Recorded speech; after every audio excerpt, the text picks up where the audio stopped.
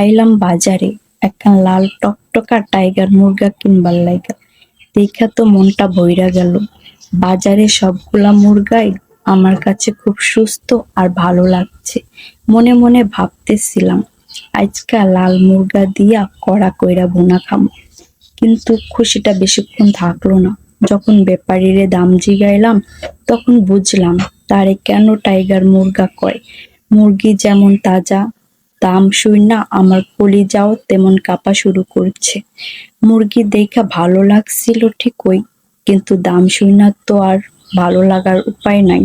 তাই মুরগি কেনা বাদ দিয়া এখন ঘুইরা ঘুইরা বাজারের বাকি মুরগিগুলো দেখতেছি আর মনে মনে সান্ত্বনা দিতাছি। ভিডিও খান যদি আপনাকে ভালো লাগা থাকে তাইলে একটা লাইক আর কমেন্ট কইরা জানায়েন। আর ভিডিওটা একটু শেয়ার মারি দিয়েন যাতে আপনার বন্ধু বান্ধবও দেখতে পারে।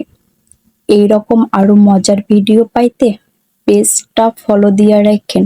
আল্লাহ হাফেজ।